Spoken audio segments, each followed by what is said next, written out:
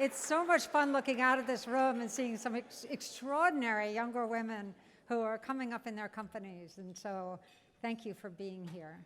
I'm just going to step back and introduce Sarah Abbasi, who will present the first award. As you know, Sarah is a member of our board and our executive committee and chair of our development committee. So Sarah. DIANE Bryant trained as an engineer and joined Intel in 1985. She now leads Intel's primary growth engine, the Data Center Group, which reported a record $16 billion in revenues in 2015. Her contributions to the company were further recognized on April 28th when Intel announced that DIANE had been promoted to Executive Vice President. At Intel, DIANE has also served as an advocate for the company's initiatives on diversity and STEM education, causes which she also champions in her personal philanthropy. I am honored to present the World Affairs and Global Philanthropy Forum 2016 Global Citizen Award to DIANE Bryant.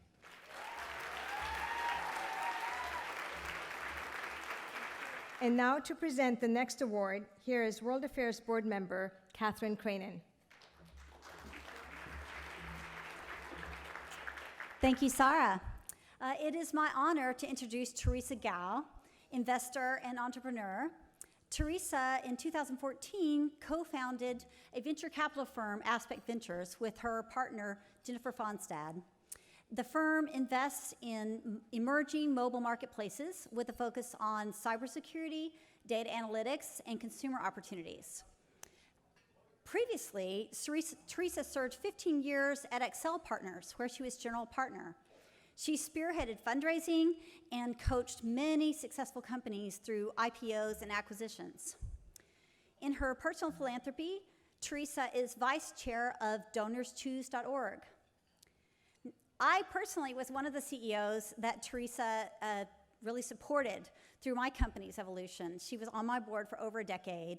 And so it is really my sincere honor to present the 2016 Global Citizens Award on behalf of the World Affairs and Global Philanthropy Forum to THERESIA GOUW.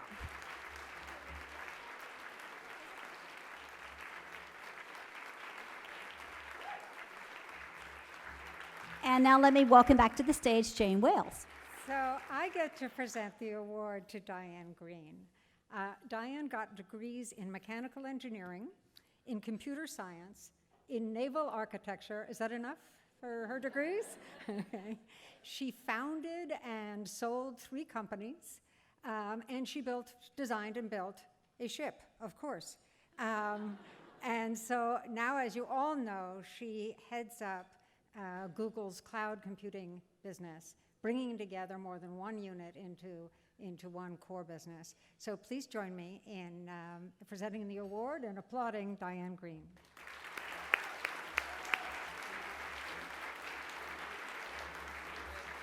Let me start, Diane, by asking you about, you're an entrepreneur, right?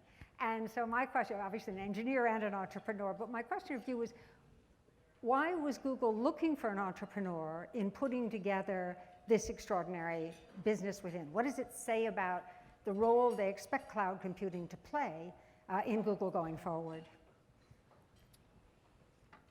I think that Google likes entrepreneurs, period.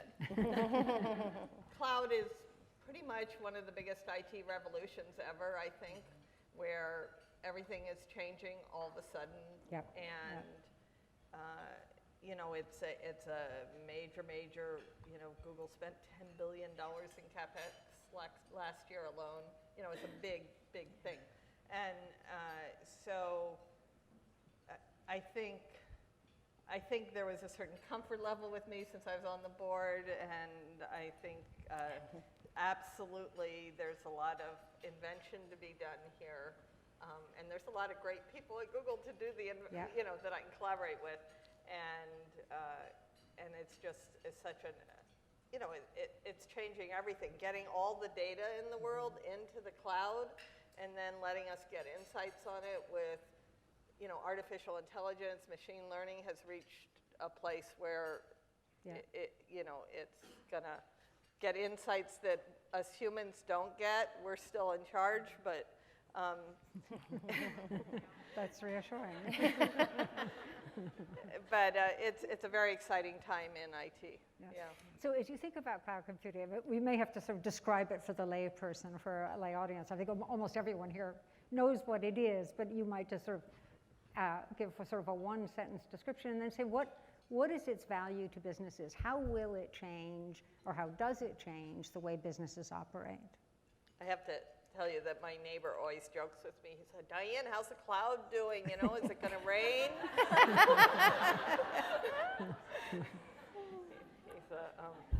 He's a biologist. But no, I think all of a sudden you can share everything. So you take any sector like health. You know, once we can really get good health records and get them all in the cloud, and then apply our ability to get insights from the data, it'll just transform our understanding of how to take care of people, and in all kinds of ways. So the promise of the cloud is anybody can access their information from anywhere, and they can share their information from anywhere, and you can aggregate the information about something. Yep. So that this artificial intelligence, this machine learning, the style, the neural nets that they were doing years ago kind of faded, and the reason is they just didn't have big enough data sets. And all of a sudden with the cloud, you have these enormous, you can get these enormous amounts of data, and you can really learn a lot. And this is, the value to businesses, be they manufacturing, marketing, health, any kind of business, ocean engineering, is if you're not in the cloud taking advantage of that data, because you can get everybody else's data and combine it with yours, like all the map data or all the weather data. And if you don't do that, you'll kind of be left behind, I think. It's changing. And just from the sense of, because it's really clear when it comes to health that the broader the data set, the greater the capabilities you compare data, right? The farther the progress you can make. But just in sort of a day-to-day operation of a business, what does it mean in terms of how personnel, and you must be thinking about this all the time as you pull together multiple units, but how they can co-create, how they can collaborate in a different way, and how they can work at distances? Well, it's instant. We have this product where everybody can be in the same document at once. And actually, it only lets 50 people be simultaneously in the document editing. Only. And I have to tell you that Reed Hastings, the guy that runs Netflix, he said, we're hitting the limit. We actually need to have 100 people in the document simultaneously editing. And you can see each person, they all have a different color, and you can write comments and everything. But you can't do that if it's on everybody's computer. Yeah. And you can just share this information instantaneously and evolve it and see that, and so people tend to, it becomes a way of life that whatever you do, you share and you collaborate and take advantage of everyone's expertise. It's great. Yeah. Now, Diane, Bryant, you joined Intel in 1985. You were the first female engineer, is that right? No, I was the first technical vice president, technical vice president at Intel. There were a couple other women, but it was a lonely world, I will say. I wanted to ask about sort of you run the data center group. Right.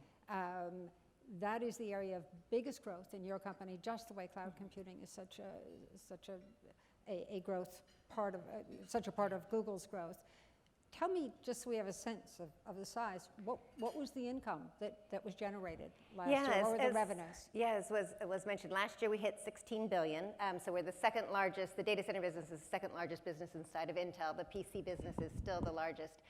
But we were the highest profit delivery vehicle to the company. So over 50% of Intel's profits came from the data center group.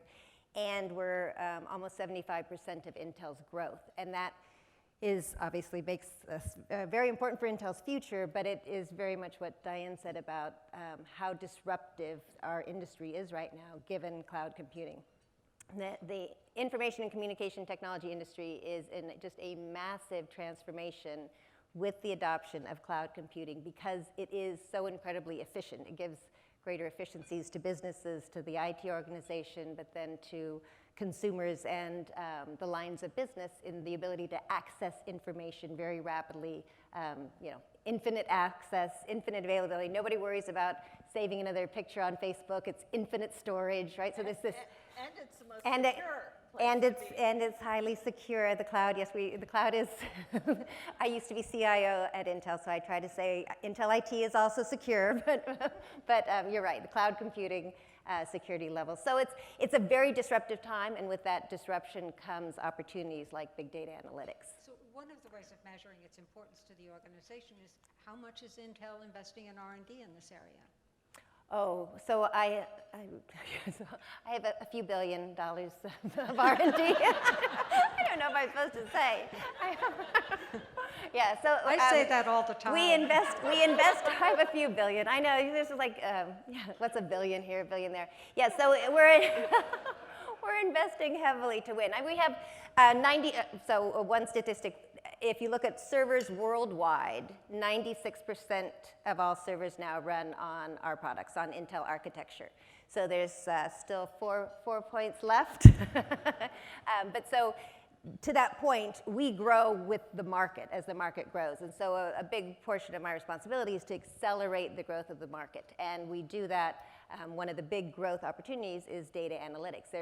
There's not an industry that isn't going to be transformed by data analytics. And data is the game changer. It is the currency of the digital economy. Yep. It is all those wonderful things. And we talk about societal impact, and certainly healthcare is one of those industries that is ripe for innovation and can really benefit through analytics. And there's a lot of work that we're doing at Intel on that.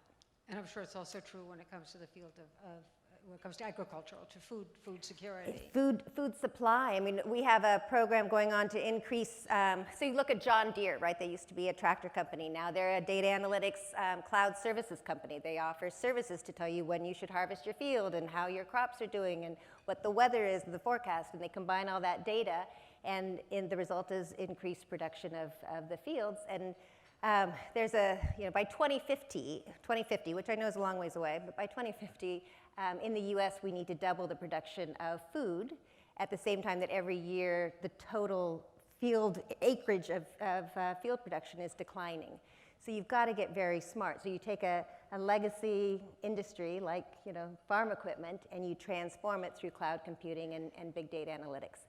So it is just one example of how transformative it'll be. Worldwide, I think it's 70% increase in productivity is needed. So this is astounding, yeah. So Teresa, you've co-founded a firm with Jennifer, with your partner, and one of the things that's interesting about your firm is that obviously as you get more and more into cloud computing, you care more and more about security, right? And this is one of the areas of expertise for your firm. You've been investing in several very interesting companies that are doing this kind of work. Say a word about them and why that set of investments. Sure. So maybe I'll bring it back to what both of Dianes were talking about with sort of cloud and going back. So I think there's been two major forces that have really been driving the growth in cybersecurity, both in terms of startup activity, but more so in terms of the growth in terms of the acceptance and use of them. So I've been investing in cybersecurity since 2000. If you kind of go back, the parallels are, for those of you who remember, we've moved in two areas. So one is the actual infrastructure and the connectedness, now ultimately connected in everything in the cloud and all the data being out there. But back to the days when you used to have like physically secure, isolated servers and computers. And also in the level of frankly, of the nemesis on the other side. So back in the old days, for those of you who remember, we were in physically secure computers with what we used to call script kiddies. So for those of you who remember, do you want to play a game, right? War games. That was sort of the first generation of cybersecurity and threats and countermeasures. Then we moved to the internet, where now everything is interconnected, and the first generation of firewall companies, the checkpoints of the world. And now with the growth of cloud computing, I think that, I don't know if you guys were being serious or tongue-in-cheek about it being more secure. In some ways it can be, perhaps when it's being managed by someone like yourself.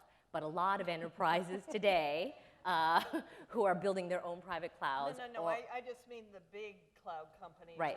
That's Right. So the big cloud companies, just like Google, but that Amazon one, not so secure. But in all seriousness, right now, as more and more information and the power of data analytics is pooling more information, it creates a larger pool, which means that there is a larger value.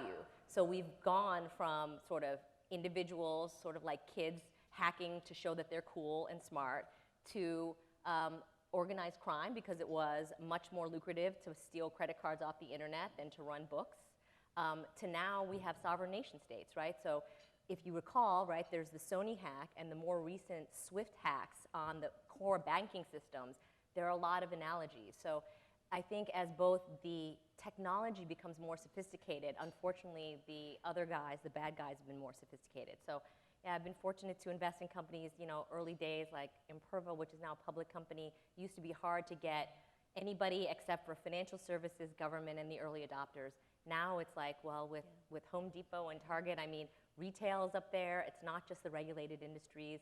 And in year one, coming out of the gates, you see companies getting $1 million, $10 million deals from large corporations because it's a corporate board, for those of us who are on public boards, right? I mean, it is something that is reported to at every corporate board, just like, the audit committee reports on what's our risk stance from a financial controls perspective. Usually they also have to report what's our cybersecurity risk.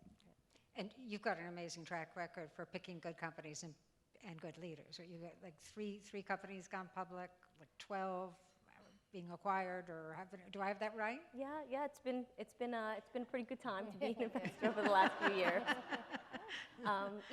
So it's really about choosing the people, because at the early stage, it's the leaders, it's the entrepreneurs, it's actually these women, the executives and entrepreneurs out there. They're the ones. It is about technology, but it's a lot more about, for us, since we're just the investors, picking the right leaders, the right visionaries, the right entrepreneurs, and then yes, identifying market areas like we believe cybersecurity, digital health is another big area for us, where we see these massive market trends, and then you're just trying to find like the best and brightest people to back them. They do the real work. We help a little bit. Data rights management too, protection of copyright. That's also some of the businesses you're investing. Is that right? Yes, copyright, trust. So all areas, broadly speaking, around security. Yeah. So Diane Greene. Teresa described one topic that's in the boardroom. In your boardroom, there's also a concern about the environmental impact of high-performance computing and thinking through how to reduce the carbon footprint at Google and in Alphabet more broadly. Can you say a word about that? And whether this is a conversation that you will be drawn in your new role, or a conversation you've been drawn in as a board member? Well, we go to great lengths to run carbon neutral, to run green. Huge investments in wind power, solar power across Google. And our data centers, I think, are the most power efficient in the world. Every single data center we build, we change we learn from and change it, because, computing is all about power. And we can't compute at this low power that our brain uses yet. And is this I'm sorry. Go ahead. Is this also on the minds of the leadership at Intel? Oh, sure, yeah.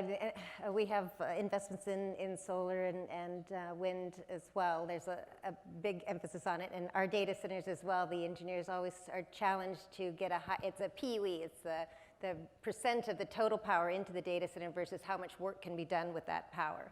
So the PUE of 1.0 is perfect. It's all the power that goes into the data center is actually used to compute.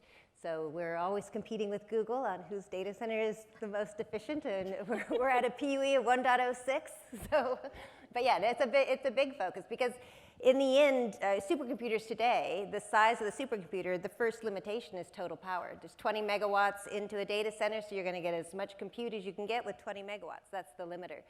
So at Intel, we have to continue to work to make our technology more and more power efficient so that we can, and that's, to be honest, that's Moore's law, right? Moore's law is every 2 years, we double the number of transistors, so you get more compute at lower powers, you get that density factor, and Moore's law just goes on and on.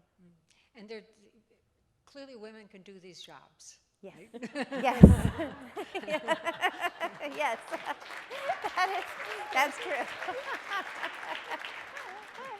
Looks like we've got some living proof up here. Then, this all goes back to the education. All three of you are engineers.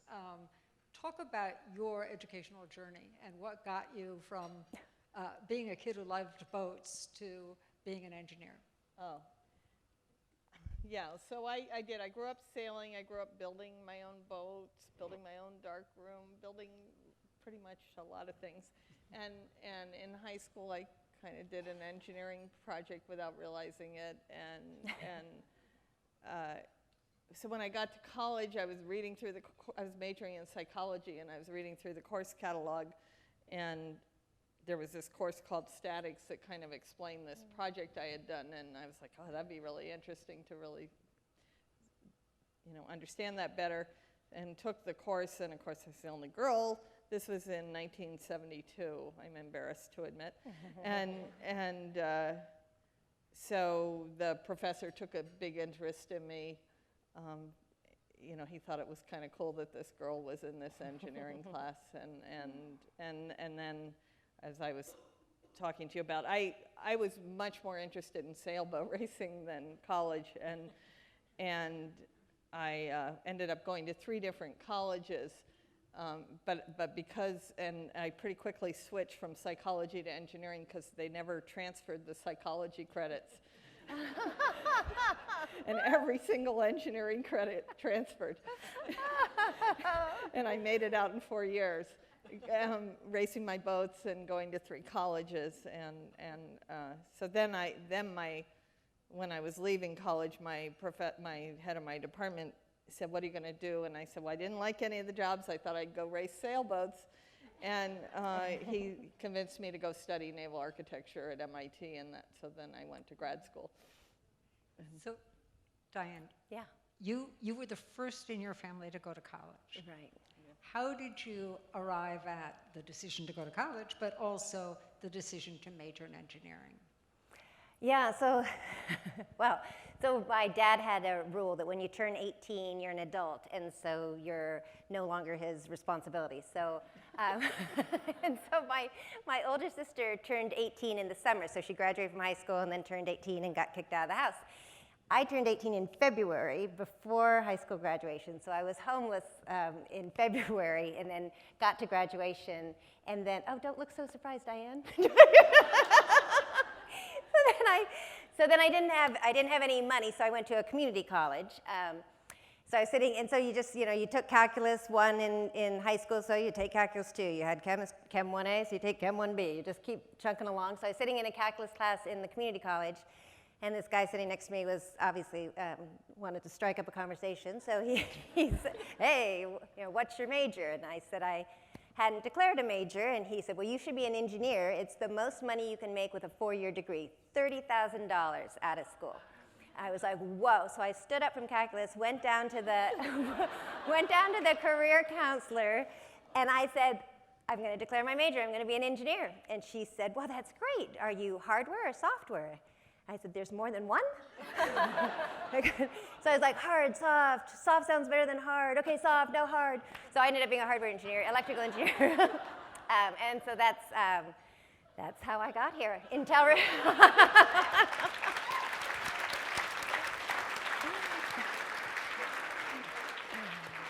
And until then, what was your parents' aspiration for you? Oh, well, yeah. Not much. No, I probably shouldn't tell all you people this. Why do I say this? So my dad was a convicted felon. He actually served time in San Quentin right over here. We say he had a room with a view. He had a, that's not very nice. But anyway, so Yeah, so my parents didn't have any expectations. I mean, you're a girl, you're going to graduate from high school, you're either going to get married and have kids, or you're going to, my mom thought I might go to beauty school and become a hairstylist. And so that was one of those two was my career options. And instead I became an engineer.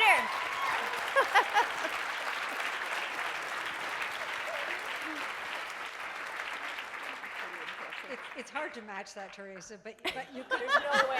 I'm not even going to try. But yours is you're originally from Indonesia. Your parents immigrated to this country. You went to the same preschool as Barack Obama, I understand. So A few years later. A few years later. He was a lot younger before he was president. You then moved to upstate New York and actually ran track against Timothy McVeigh. And worked at the same Burger King. That was my summer job. Oh my gosh, oh my gosh. He worked the fryer. I worked the grill line. True story. So but your parents were both professionals, but they had to start over when they got here. So what was their attitude towards your education? What was your attitude toward it? Yeah, so if Diane became an engineer sort of in spite of her parents' expectations, I am an engineer thanks to my parents' expectations, right? So like a lot of other, first generation Asian immigrant kids, my father and mother sacrificed a lot to come here, start over again. And so education was always important. And so so basically the question was, are you going to be a doctor, which is what the family business was, but I was very squeamish, so that was out. So then the only other option really was, well, are you going to be an engineer, or possibly if you can't hack the math and science, and maybe you could be a lawyer. No offense to any lawyers. This is my father. So I actually have to thank my father, because I always liked math and science, so I decided that I was going to do engineering. I wasn't nearly as crafty as this Diane, building and I just knew I liked math. I was like, okay, cool, I can do this, and I don't have to deal with dissection. I'm happy. But sort of first semester of sophomore, so I went to Brown University, and I did end up getting my engineering degree from there. But first semester sophomore year, during a particularly challenging time during electromagnetic field theory, which was the engineering course in fall semester, I was having a great time in sociology. And so I came home for Thanksgiving break, and I told my dad, because this is before you have to declare your major, I said, Dad, great news. I found my major. I'm going to switch to sociology because, I'm getting straight A's in sociology, and I've been asked to be a teaching assistant. And, I'm still getting good grades in calculus, but, gosh, that high school in upstate New York with not the greatest high school preparation. I'm having some challenges here in engineering. I'm getting some grades that I'm not used to seeing. And he goes, well, that's very interesting. He said, I'm sure they teach sociology at community college. I said, I'm sure they do, but why would I transfer from Brown to community college? He said, I did not take out a second mortgage on our house so that you could go and be you need to be able to get a job. I said, okay, I guess I will be sticking with engineering, and I will be minoring in sociology. And honestly, it was the best. I thank my dad to this day, because obviously it's been super influential in my life and in my career, both what I learned, but in sticking with it. And after that, I'm happy to say I figured it out, and I was able to get straight A's after that, but it was a real stretch before then. Saw some, not just Asian F, but actual C's, so. So education was hugely important, even if you kind of backed into it, through psychology, or you trying to do it through sociology. Talk, Diane, a little bit about the non-cognitive skills that are needed in a job such as yours, the kinds of things you do learn at home, the kind of self-confidence, that willingness to, you obviously just dove toward various different, starting a company, but also, building a boat. You didn't seem to have self-doubt, or you're just good at covering it. Oh, I wouldn't say I don't have self-doubt. I think that I'm very goal-directed. I decide I want to get something done, and I I try and find a way to do it, and that's what kind of dominates my thinking. And then I surround myself with people smarter than myself. That's maybe the non-cognitive skill that I have. But yeah, I think I kind of learned how to organize people racing sailboats, because I always skippered the sailboat, and as I went along, I got to skipper bigger and bigger sailboats, and so I'd have a crew of 10 people or something, and organize everybody and organize the equipment and so on, and really it's a lot of fun to be part of a team and organize yourselves and do well together, and I think that's all I kind of try and do now. But the skipper on the boat gets to scream at people. I assume that doesn't. Well, they don't generally come back if you scream at them. I'm just picturing a race. You mean my father was just yelling because Did he you race wanted to? sailboats? Yes. He did. It was. Yeah, my brother was pretty mean to me. He hit me over the head with a spinnaker pole once. Oh my God. This is serious. I went down below and refused to come up, but no, I wasn't. I always thought that, yeah, you can win a race with everybody doing what they need to do without anybody getting upset with each other.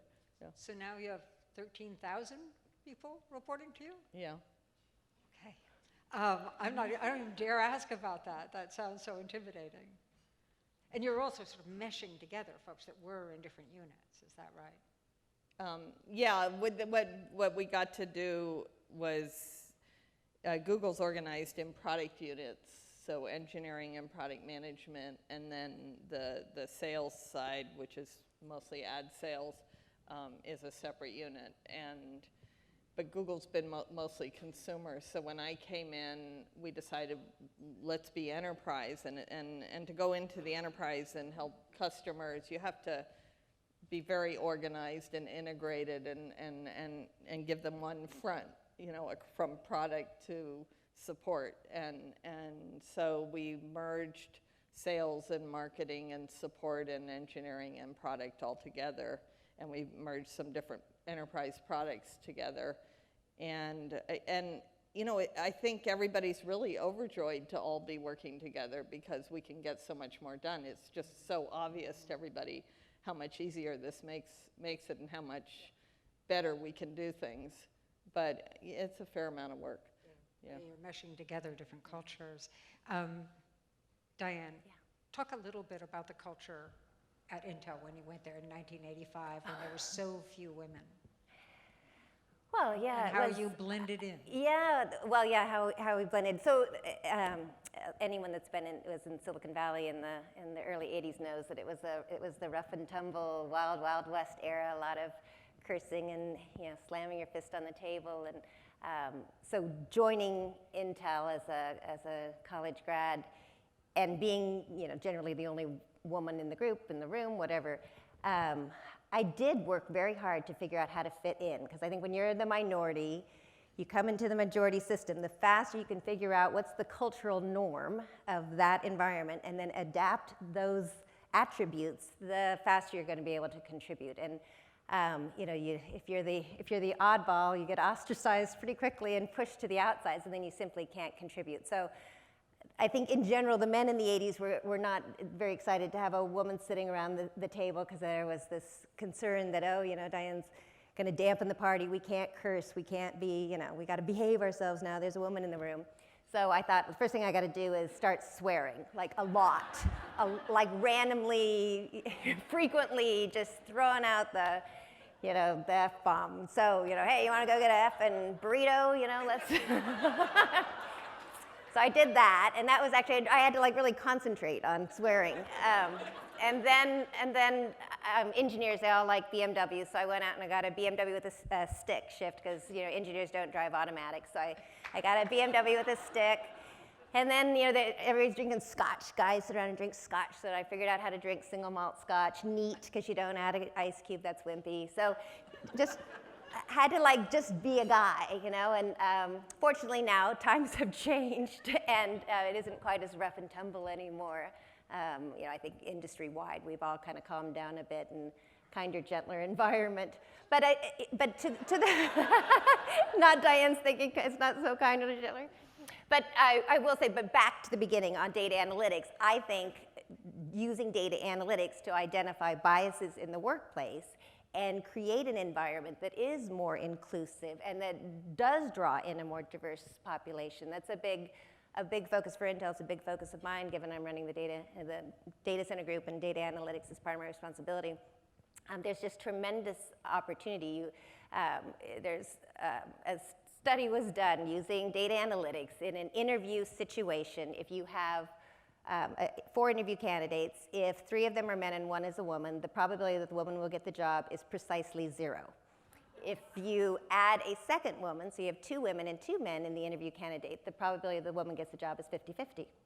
Because nobody wants to hire the person that's different. If you have 1 woman and 3 men, the woman's kind of different, it's kind of odd, and nobody really wants to take an odd, risky hiring decision. But if you have 2 and 2, then take the woman. So data analytics can elevate those kinds of biases, and then you can take that information and change the system to improve.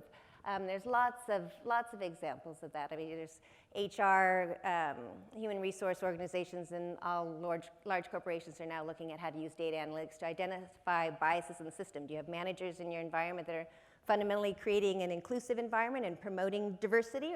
And which of those managers, through data analytics, can you identify the behaviors that are hampering those advancements? So data analytics, I'm counting on for creating a more diverse and a gentle environment in technology, because women, we're still only 23% of the tech industry, and that's a crime. Yeah. And you're paying a lot of attention. Yeah, and I have to say, this is the data center, Intel data center table, and I want you to notice it's all women. This is so, we only hire women. And you pay attention to these issues in part because it's a passion of yours, and, Yeah. and your philanthropy actually relates to helping women get degrees in engineering. You've got an endowed scholarship. Yeah, I have an endowment. I have an endowment at UC Davis, my alma mater. So I established an endowment for scholarships for women and underrepresented minorities.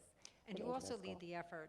The company has got a commitment here, and you've been leading that effort as well. Intel, a year ago in January, our CEO at CES actually declared that we were going to reach market parity with both women and underrepresented minorities by 2020. So he's investing $300 million to drive up both Intel's representation, but more importantly, to increase the total market availability of women. And that's everything from K through 12, college, and then in the workforce. So a very large investment to increase diversity in our field. This is, Theresa, a data-driven industry, right? What does the data look like what do they look like for percentage of women getting their degrees in STEM, but also entering into these professions and staying in those professions? Yeah, so the number of women in STEM, broadly speaking, has actually gotten much better.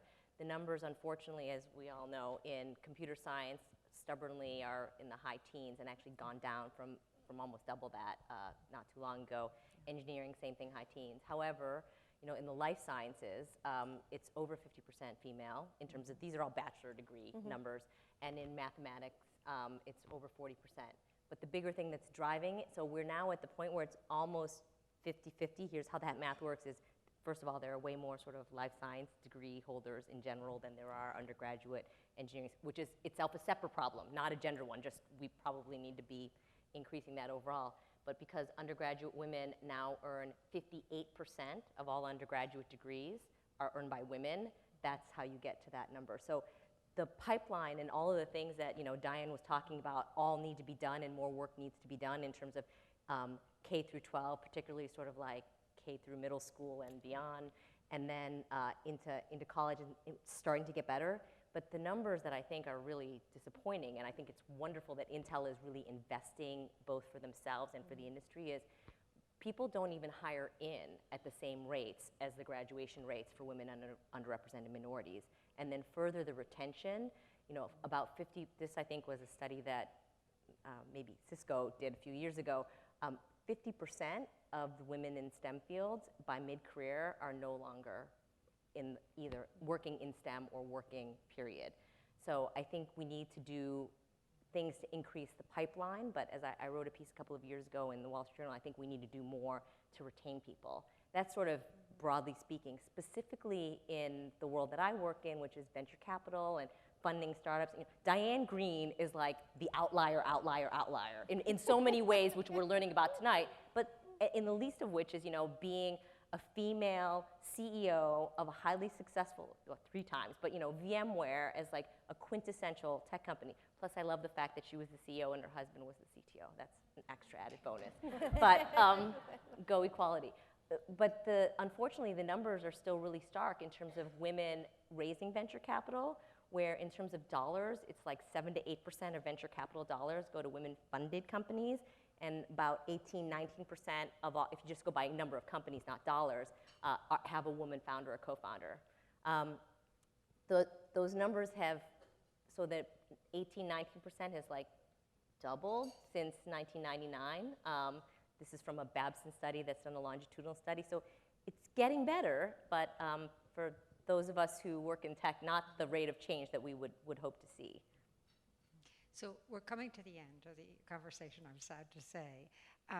Out in this audience are women who are up and coming in their companies, their future youths, and I'm wondering if each of you might have a piece of advice for the women and for the students in the audience. I think you always want to remember there's like about a million ways you could do anything. And to kind of know what you want and have confidence to get there. Well, there's just so many opportunities. And one other thing I always think is when you're, don't be afraid to take chances. And the way I'm always, don't have any trouble taking chances is I always think of the worst possible scenario. Like, if everything went wrong, would I still be okay?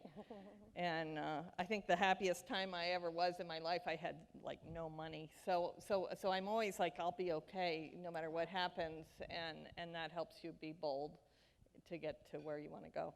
Yeah. So I would say a variant of the first thing that Diane said. So what I always tell people, so I teach a class at Stanford Business School, and whenever I'm asked to talk about, particularly around for the women students, but I think this applies broadly, is, especially when you're earlier in your career, make sure that whatever you're doing, whatever job you're doing, is something that you truly love. You're all very talented, or you wouldn't have gotten to where you are.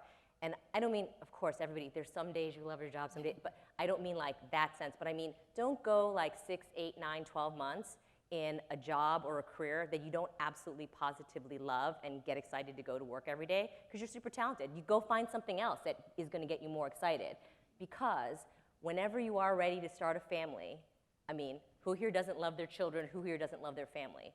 So if you really want to give your career a fair shot, make sure you love your career.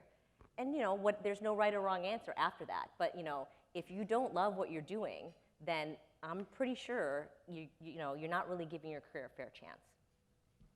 Yeah, I agree with you. Passion is everything. You got to be passionate about your job. You got to be passionate about what you're doing. The tech industry, what always perplexes me is the tech industry is such a dynamic industry, such an industry of opportunity. Technology penetrated all industries, and now it permeates all industries. So it's almost hard to be in any industry and not be in technology. I look at the top 10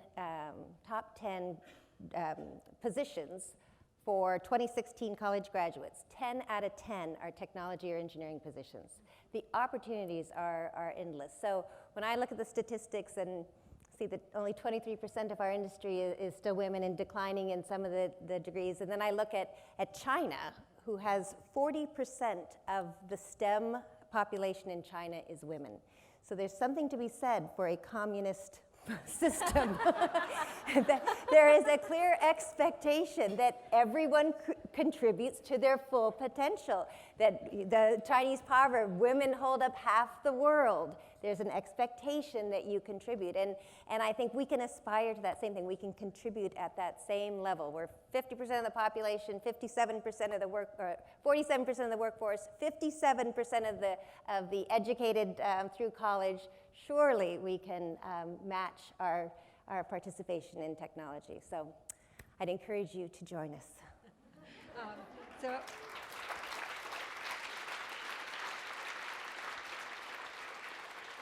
what I'd like to do is just ask you all to applaud our 3 honorees, Diane, Teresa, and Diane. Thank you. Thank you. That's lovely.